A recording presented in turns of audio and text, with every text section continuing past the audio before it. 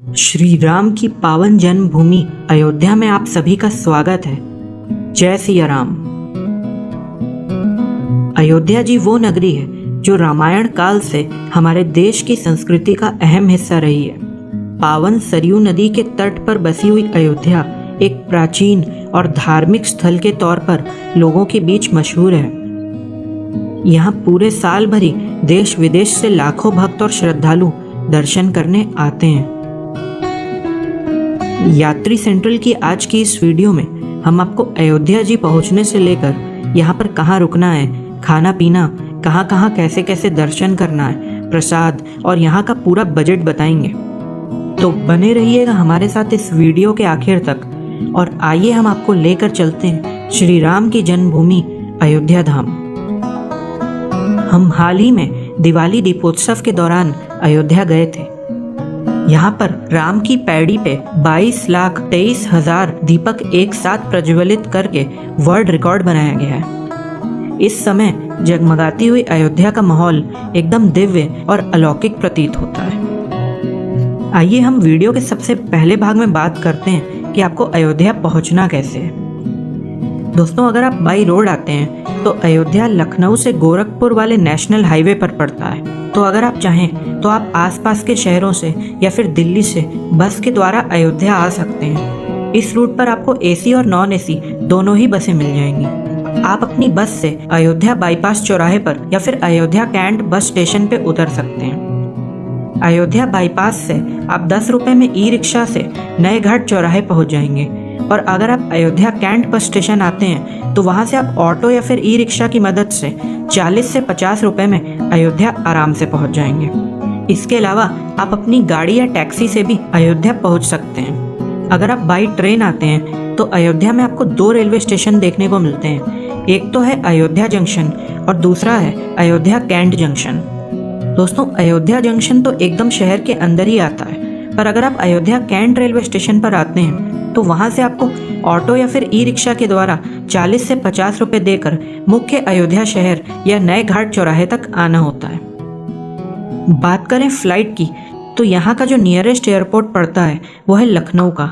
तो आप लखनऊ के एयरपोर्ट पर आकर वहां से बस, ट्रेन या फिर टैक्सी लेकर अयोध्या आराम से पहुंच सकते हैं। आप सभी भक्त अगर अयोध्या सुबह सुबह पहुंच जाते हैं तो आप पूरे दिन भर में सभी मंदिरों के दर्शन को करके शाम को सरयू नदी की आरती में शामिल होकर रात तक अपने अपने शहरों के लिए वापसी की यात्रा कर सकते हैं। परंतु अगर आप यहाँ पर रुकना चाहते हैं तो आप यहाँ पर 1 या 2 दिन का नाइट स्टे भी बना सकते हैं। इसके लिए हमने इस वीडियो के आखिरी में यहाँ पे रुकने के ऑप्शंस के बारे में बात की है। अयोध्या पहुंच जाने के बाद आप सबसे पहले पहुंच जाइए यहाँ के नए घाट चौराहे पर। दोस्तों, इसे लता मंगेशकर चौराहा भी कहा जाता है। यहाँ पर आपको 40 फीट लंबी और 14 टन वजनी वीणा की स्टैचू देखने को मिलेगी। यहीं पर पास ही में राम की पैड़ी स्थित है। ऐसी मान्यता है कि अयोध्या के सभी मंदिरों में दर्शन करने से पहले आप यहाँ पर सरयू नदी में डुबकी जरूर लगाइए। श्रद्धालुओं का ऐसा मानना है कि यहाँ पर स्नान करने से आपके सारे पाप धुल जाते हैं। तो इसके बाद आइए चलते हैं हनुमानगढ़ी की ओर। नए घाट चौराहे से आप 10 रुपए देकर आसानी से ई रिक्शा से हनुमानगढ़ी पहुंच सकते हैं। आप रास्ते में यहाँ पर देख रहे होंगे कि अयोध्या में बहुत तेजी से विकास कार्य चल रहा है। रोड्स के चौड़ीकरण होने के साथ साथ सभी दुकानों को एक ही ढंग में सजाया जा रहा है। सन 2024 तक ये सभी कार्य कंप्लीट हो जाएगा। दोस्तों, हनुमानगढ़ी श्री राम जन्मभूमि मंदिर, कनक भवन और दशरथ महल 1-2 किलोमीटर के रेडियस में ही आते हैं और आसपास ही स्थित हैं। जैसा कि आप यहाँ देख सकते हैं, मंदिर की ओर जाने वाले मार्ग को भक्ति पथ के नाम से विकसित किया जा रहा है। ऐसा माना जाता है कि राम जन्मभूमि मंदिर दर्शन करने से पहले यहाँ पर हनुमान जी के दर्शन करने चाहिए। लंका विजय करने के बाद जब भगवान राम अयोध्या आए थे तब से हनुमान जी यहीं पर विराजमान है और राम जन्मभूमि और रामकोट की रक्षा करते हैं। इसी कारण इसका नाम हनुमानगढ़ी पड़ा है। इसे बजरंग बली का घर भी कहा जाता है। मंदिर के बाहर ही आपको प्रसाद की बहुत सी दुकानें मिल जाएंगी। तो आप यहाँ से प्रसाद लेकर चाहे तो अपने जूते चप्पल इन्हीं दुकानों पर रख के आगे बढ़ जाइए मंदिर की ओर। हनुमानगढ़ी मंदिर राजद्वार के सामने ऊंचे टीले पर बना हुआ है। ऊपर मंदिर तक पहुंचने के लिए हमको 76 सीढ़ियां चढ़नी होती हैं। इस मंदिर की सभी दीवारों पर हनुमान चालीसा और चौपाइयां लिखी हुई हैं। पवन पुत्र हनुमान यहीं पर रहते हुए अयोध्या धाम की रक्षा करते हैं।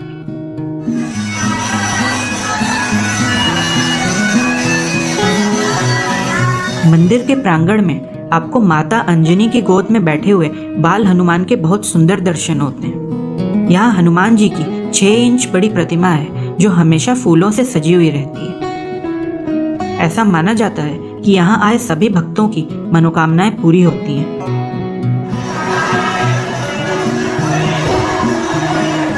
तो आप भी कुछ पल यहाँ मंदिर के प्रांगण में व्यतीत करिए, अपनी मनोकामनाएं मांगिए और सीताराम जी का भजन गुनगुनाते हुए आ जाइए बाहर। आइए अब यहाँ से आगे बढ़ते हैं और प्रस्थान करते हैं रामलला के दर्शन करने श्री राम जन्मभूमि मंदिर की तरफ। हनुमानगढ़ी मंदिर से राम जन्मभूमि 600 से 700 मीटर की दूरी पर स्थित है, जहाँ आप आराम से पैदल चल के जा सकते हैं। श्री राम जन्मभूमि की तरफ जाते हुए आप देखेंगे कि यहाँ पर बहुत ही भव्य कॉरिडोर बन रहा है। इसे श्री राम जन्मभूमि पथ के नाम से जाना जाएगा।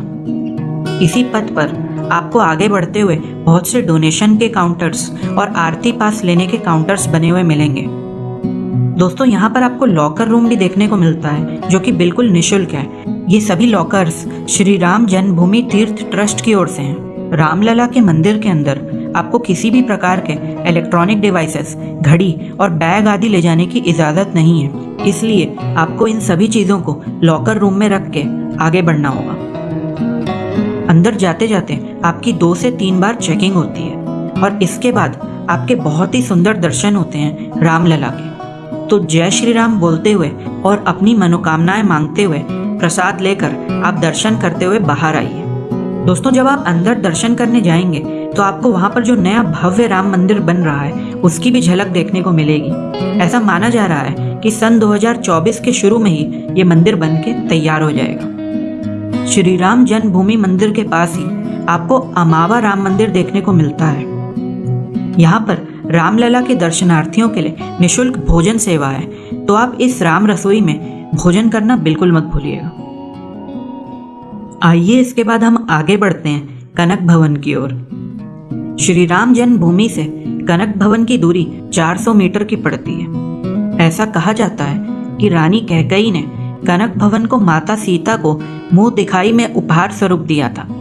ये राम और सीता जी का व्यक्तिगत महल था।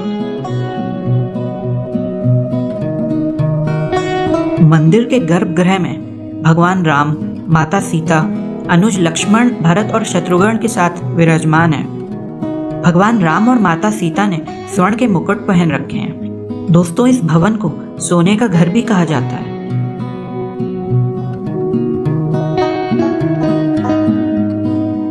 ये एक बहुत ही विशाल और सुंदर वास्तुकला के साथ बना हुआ महल है और यहाँ का विशाल आंगन इसकी सुंदरता को और भी बढ़ा देता है। ये देखिए, यहाँ पर कनक भवन के अंदर कुछ कमरे भी बने हुए हैं जिनको देखते हुए आप बाहर की तरफ आ सकते हैं। अगर आप शाम में अंधेरा होने के बाद कनक भवन आते हैं तो लाइट की रोशनी में नहाया हुआ ये महल बहुत ही खूबसूरत प्रतीत होता है। कनक भवन के आसपास आपको बहुत से भोजनालय आदि देखने को मिलते हैं, तो आप यहाँ पर खाना पीना भी कर सकते हैं। अयोध्या में आपको हर जगह ही सादा, अच्छा और शुद्ध शाकाहारी खाना मिल जाता है। आइए इसके बाद हम बढ़ते हैं दशरथ महल की ओर। ऐसी मान्यता है कि राजा दशरथ ने त्रेता युग में इस महल की स्थापना की थी। दशरथ महल का मुख्य द्वार बहुत ही सुंदर बना हुआ है। अंदर पहुंचकर आपको एक मंदिर मिलेगा जहां पर चक्रवर्ती महाराज दशरथ और रामलला के साथ साथ उनका पूरा परिवार विराजमान है। यहीं पर राजा दशरथ की सभा लगती थी और वो अपने मंत्रियों के साथ बैठा करते थे और ऐसा माना जाता है कि इसी स्थान पर श्री राम जी को वनवास जाने का आदेश सुनाया गया था।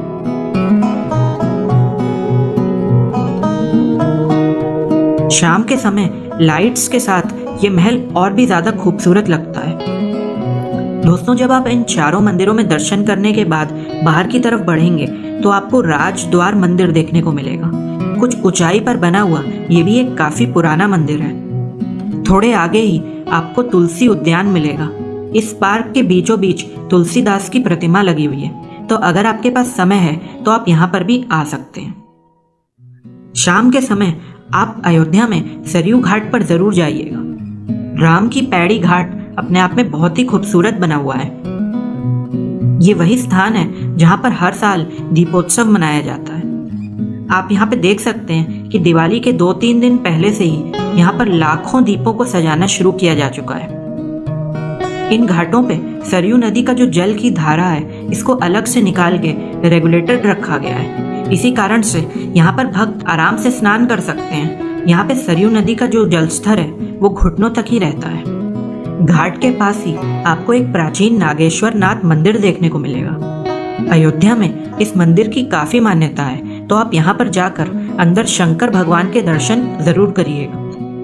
ऐसी मान्यता है कि भोलेनाथ की इस मंदिर की स्थापना भगवान राम के सुपुत्र कुश ने की थी। दोस्तों, राम की पैड़ी के बराबर में ही नए सरयू घाट बने हुए हैं, जहाँ पर आप जाकर बोटिंग भी कर सकते हैं। ये नए घाट बहुत ही साफ सुथरे हैं और यहाँ पर आपको वॉशरूम के साथ साथ चेंजिंग रूम भी देखने को मिल जाता है। आप शाम के समय में यहाँ पर सरयू आरती में सम्मिलित हो सकते हैं।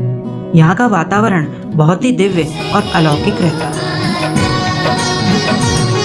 चलिए दोस्तों, अब हम वीडियो में आगे बढ़ते हैं और बात करते हैं कि अगर आप अयोध्या में रुकना चाहते हैं तो आपके पास क्या ऑप्शंस हैं। अयोध्या नगरी में होटल बहुत ही नॉमिनल रेट में मिल जाते हैं।